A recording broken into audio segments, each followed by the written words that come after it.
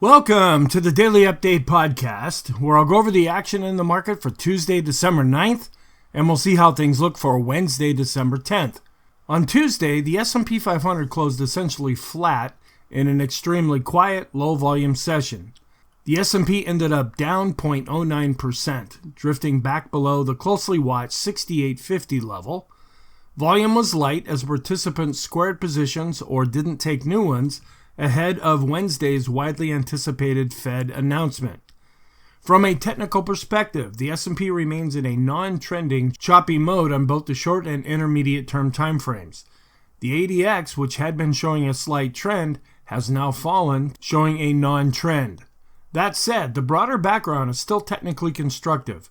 Price remains above all major moving averages, momentum indicators are positive, and mid-December seasonality is historically favorable. The markets have fully priced in a 25 basis point rate cut. What is not priced in is the tone of their announcement.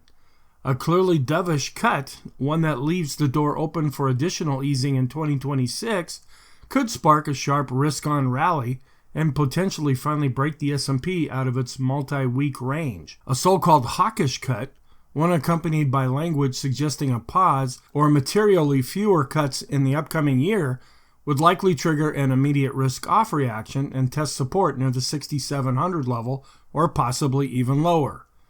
The third outcome, unfortunately, might be the most likely, a meh reaction, in which the markets shrug, volatility spikes briefly, and we return to the same sleepy range-bound trading that we've seen for the last couple of weeks. Expect the S&P 500 to gyrate sharply after the announcement is made and near the conclusion of Chair Powell's press conference. Going back to Tuesday's session, looking at the economic data, the data painted a resilient but mixed picture. The JOLTS job openings came in stronger than expected, underscoring labor market strength. The NFIB Small Business Optimism Index rose to 99, also beating estimates. The leading economic index continues to decline, though the 6-month growth rate has turned less negative. Breadth and the smart money indicators are now flashing caution. There's also a confirmed Hindenburg-Ullman, which remains active and will be until December 26, barring any new confirmations. All three major smart money indicators have turned negative, which is a warning sign. The McClellan oscillator for the S&P has dropped below zero based on price, but is still positive based on volume, which is creating a divergence. Short-term oscillators are rolling over from overbought levels, but still continue to look strong, and the VIX is creeping higher but remains below 20.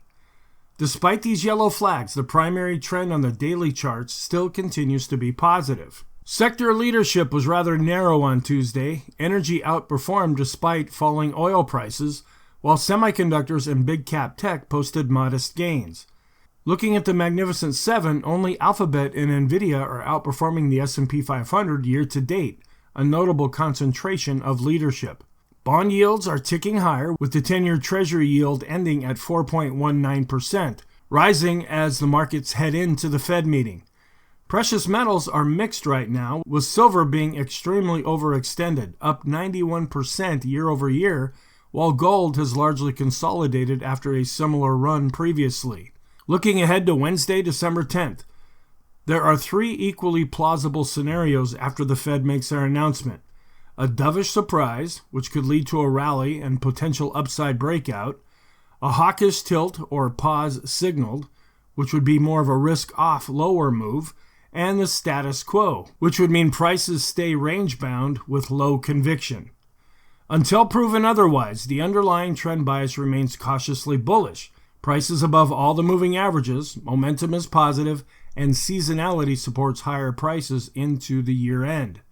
However, the growing internal weaknesses mean any hawkish surprise could be met with an outsized downside reaction. Thank you very much, and I will talk to you in the next podcast.